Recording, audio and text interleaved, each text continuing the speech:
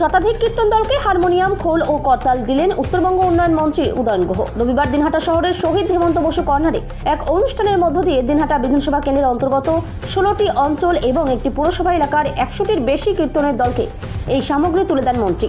অনুষ্ঠানে উপস্থিত ছিলেন দিনহাটা পুরসভার chairman, vice chairman Sabir Shah Chowdhury, তৃণমূলের দিনহাটার 2 ব্লক সভাপতি দীপক ভট্টাচার্য, দিনহাটা শহর ব্লক সভাপতি বিশুধর, দলের এসসি ওবিসি সেলের হীরালাল দাস, যুব তৃণমূলের শহর ব্লক সভাপতি পার্থ সাহা প্রমুখ। মন্ত্রীর উদ্যোগে বিভিন্ন কীর্তনের দলকে খোল, করতাল ও হারমোনিয়াম দেওয়া হলে একে কার্যত কটাক্ষ করেন বিজেপি নেতৃত্ব।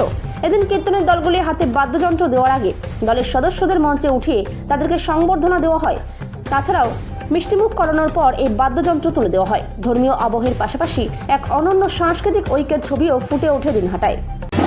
এর আগে 145টাকে দলকে দিয়েছিলাম, আজকে আরও 100 অর্থাৎ 245টা দলকে দিনহাটা বিধানসভা কেন্দ্রে যারা কীর্তন করেন এরকম বিভিন্ন গ্রামে গেলে আবদার করেন যে আমাদের পরিবর্তন আমরা আমাদের বিভিন্ন জায়গায় বন্ধুবান্ধবের সাথে কথা বলে এই দলগুলোর হাতে একটা করে হারমোনিয়াম, একটা করে খোল, একটা করে কর্তন কাজ কে কোথায় কী করতে সবাই করতে পারে, কিন্তু আমাদের এটা মানে ধারাবাহিকভাবে চলছে। 2টো ফেজে আগে দিয়েছি, আজকে 3য় ফেজ।